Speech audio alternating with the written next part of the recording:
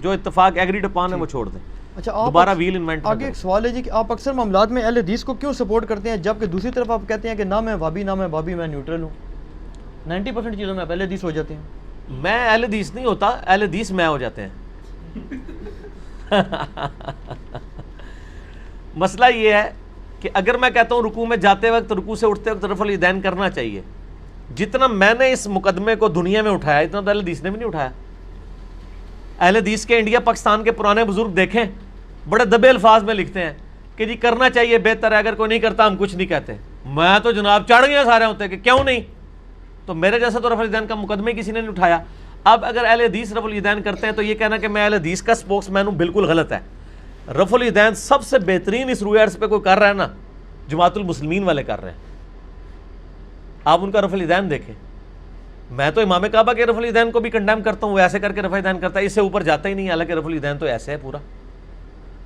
تو ہم اہل حدیث کو نہیں سپورٹ کر رہے، ہم احادیث کو سپورٹ کر رہے ہیں. میرے کئی مسائل جو ہیں وہ اہل حدیث سے اختلافی ہیں، میں احادیث کی بنیاد پہ ان سے اختلاف رکھتا ہوں. تو اس کا ثبوت آپ خود ہی دیں گے. میرے خلاف سب سے زیادہ کلپ کس نے چڑھائے ہوئے ہیں؟ اہل حدیثوں نے چڑھائے ہوئے ہیں نا. اور اہل حدیث کہنا کہ اگر یہ چھپا ہوا بریلوی ہے تو اسے کہیں کہ آپ کے پاس سب سے زیادہ بریلویوں نے چڑھائے ہوئے ہیں. تو میرے بھائی ہم نے تو شیعہ، سنی، بریلوی، دیوبندی، اہل حدیث، جس کی بھی جو بات صحیح ہے اس کو ڈنکے کی چوٹ پہ صحیح کہا ہے، جس کی جو بات غلط ہے وہ غلط کہا ہے.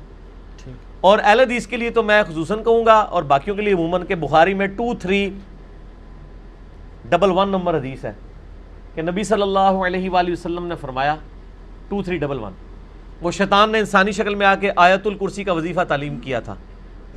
اور یہ اکثر کہتے ہیں جی اگر شیطان بھی صحیح گال کرے نا قرآن و حدیث کے مطابق تو لے لو. یہ بات ٹھیک ہے.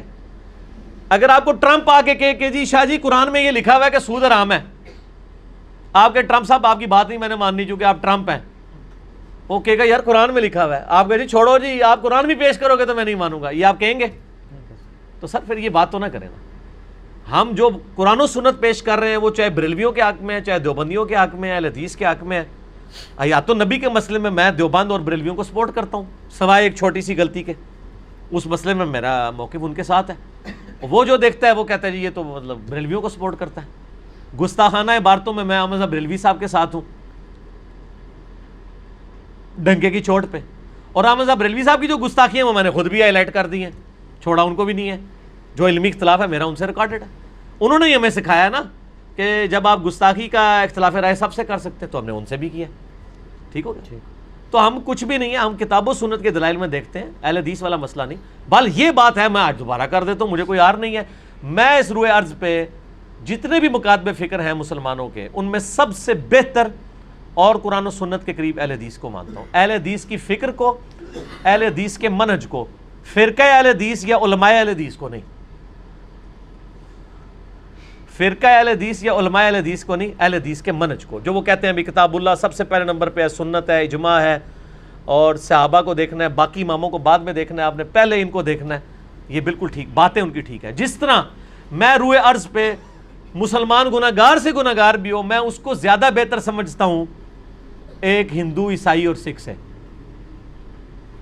یہ ریزیمبلنس کے بغیر میں بات کر رہا ہوں. بات سمجھانے کے لیے اس لیول پہ ایگزامپل دینا ضروری ہوتا ہے.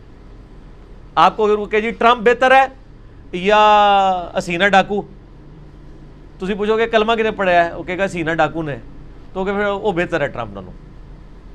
کیونکہ ایک کلمے کا تو بینیفٹ آپ دیں گے نا. تو جس طرح مسلمانوں کو کافروں سے بد عمالیوں کے باوجود بہتر سمجھ رہے ہوتے ہیں ان کے کلمے کے بینیفٹ پہ، اس طرح اہل حدیث کے منہج کے بینیفٹ پہ ہم ان کو باقیوں سے بہتر سمجھتے ہیں. کم از کم ان کو سلیبس کلیئر ہے. ہم نے تو دیکھا ہے کہ اہل حدیث ہی مکتبہ فکر کے لوگ ہیں کہ ان کے سامنے ہم بخاری مسلم رکھتے ہیں نا تو وہ سر تسلیم خام کرتے ہیں. باقیوں کو تو بڑے طریقے سے گھیر گھار کے بات سمجھانی پڑتی ہے. اہل حدیث کا یہ ہے کم از کم وہ بات مانے نہ خاموشی ضرور اختیار کر لیتے ہیں. لیکن باقی فرقے کے لوگ کہتے ہیں پہلے میں بزرگوں کو پوچھاں گا پھر میں مناں گا بھی بخاری لکھا بھی ہے کہ نہیں. پاویں میں آپ پڑھ لیا ہے لیکن میں پوچھ کے دساں گا.